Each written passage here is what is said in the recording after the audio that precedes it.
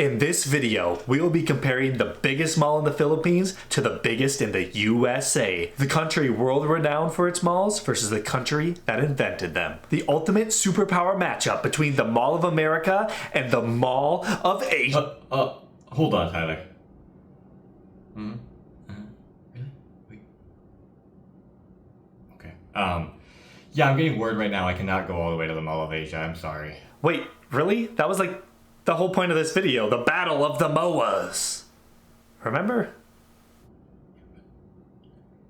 Yeah.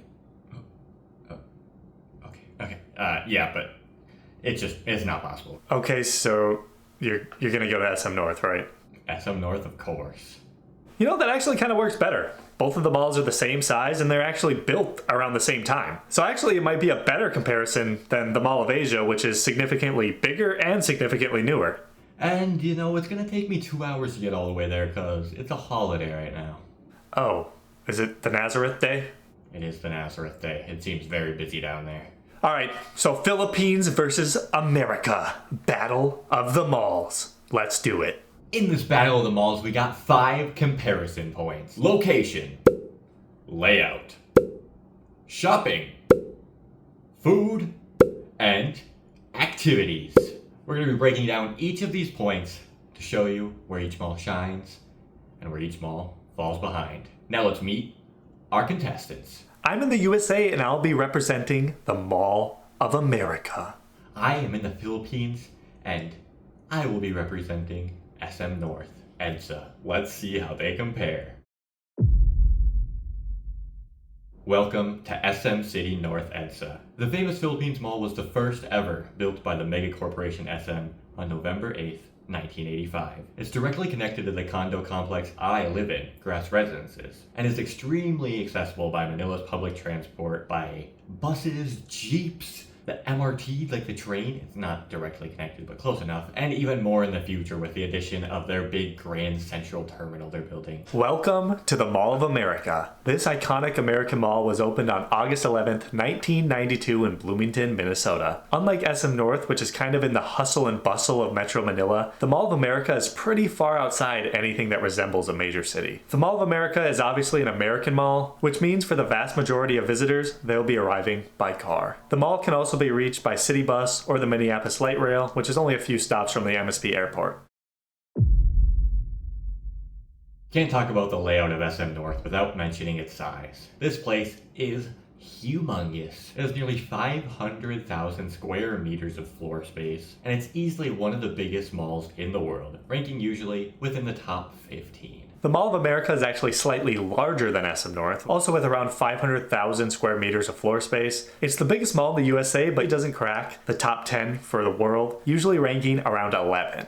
For the design of SM North, it's shaped by its long history. What I mean by that is they've kept adding and adding to the original building itself. So they have had additions such as the block, the annex, and their scenic walkway, which isn't the most scenic view at the moment. The Mall of America has a much different design. The building is a giant squarish shape with the main walkway looping around on each of the 4 floors. This walkway is where you'll find most of the stores and most of the restaurants depending on which floor you're on. In each corner of the mall's square shape, there's a multi-story department store, and in the middle of it all, the big theme park of Nickelodeon Universe. But now to see the true size, we're gonna both take a walk around the mall and show you just how they are.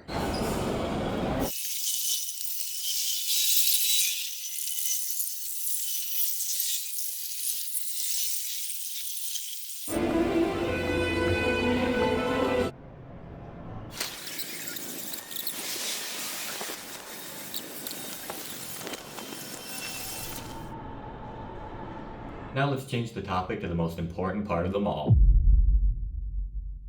SM North has a total of 968 stores. That's so many. This includes lots of clothing brands such as local brands like Pen Shop and Bench, plus of course many international brands such as H&M and Miniso, and much more. This is the main thing you will do in SM North because it is just filled to the brim with shops. There is also a computer and electronics section in the SM North annex called the Cyber Zone, which you can repair, find any sort of gadget you want. They also have the American sportswear brands such as Nike and Under Armour as well. In the Mall of America, there are 520 stores. There are definitely a lot more US brands in this mall compared to the Philippines, with stores like Macy's, Nordstrom, Lids, Abercrombie, and more that you don't really see in the Philippines often. I would say the mall also features a lot more European brands than Asian brands, but you do also see quite a bit, especially Japanese and Korean stuff. They actually have a lot of local stores, like Minnesota-themed stores overall, but they also have a lot of oddly specific stores.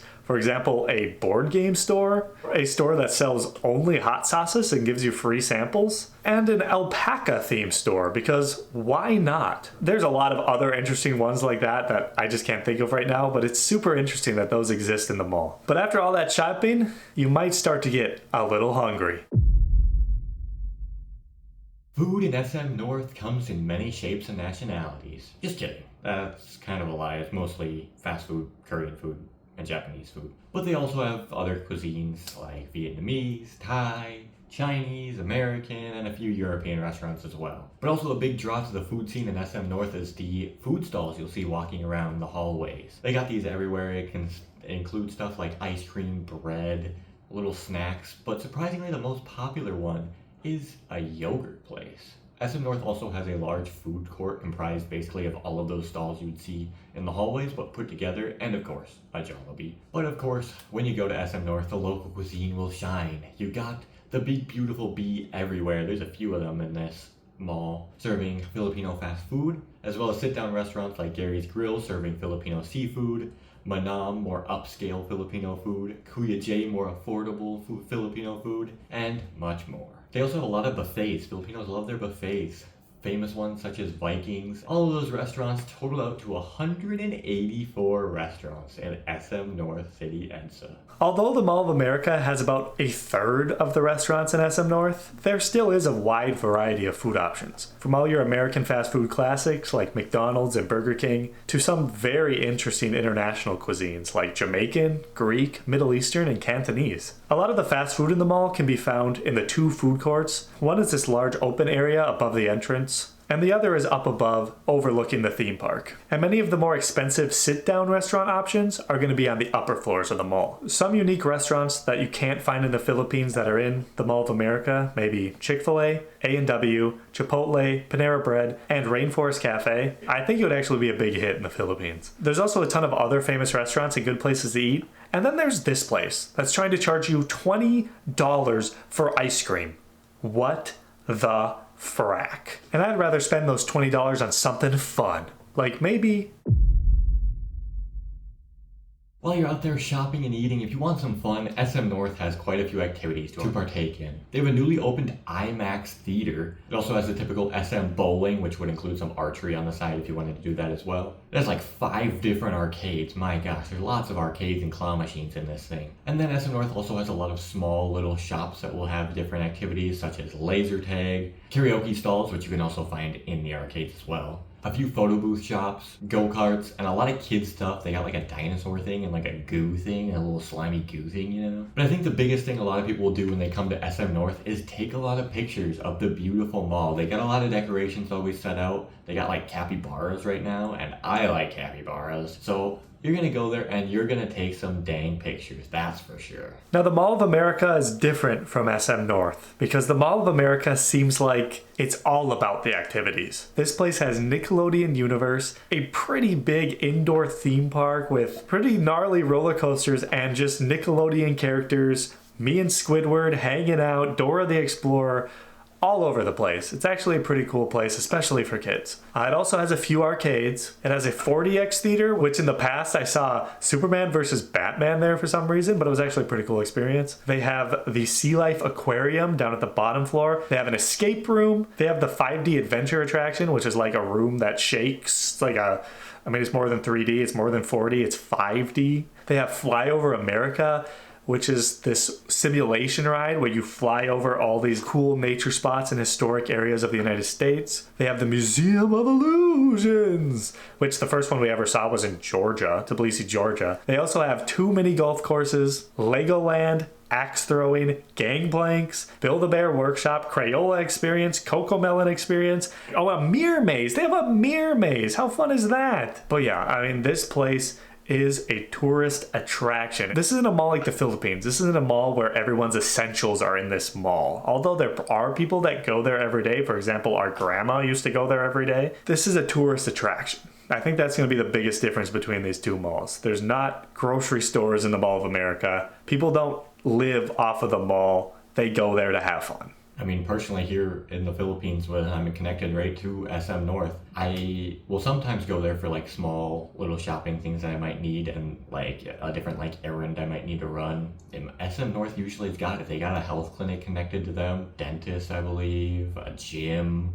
They have a lot of like everyday living essentials that you'd need. I think it's just the way that malls were designed in the US and in Asia. In Asia, they were meant to sustain these big condo complexes that are built right next to them. Like we saw this in Dubai. Every time there was a condo complex, there was a mall right underneath it. And in the US, when they were made, a lot of them were probably made in the 80s and 90s. Maybe even before. There were places for people to go shopping for brands that aren't in their local shops and places for people to go eat food at the food court and hang out with their friends. It's a very different vibe. And obviously malls in the US aren't what they used to be. Everybody shops on Amazon now, so malls have kind of fallen out of relevancy. Although the Mall of America for the middle of the day on a Wednesday was actually pretty busy and I was surprised. Most people now don't rely on malls and just order everything they need online because it comes in like literally a day right to your door. On the contrary, although a lot of people order a lot of online things here in the Philippines as well, the malls are packed every day, all day. My gosh, holidays, it's hard to walk in that place, and it just goes to show how much people love the malls here. So let us know what you think of this comparison. Obviously, if we did Mall of Asia itself, it would have a few more things like the dang Ferris wheel and a few more touristy things that the Mall of America has as well.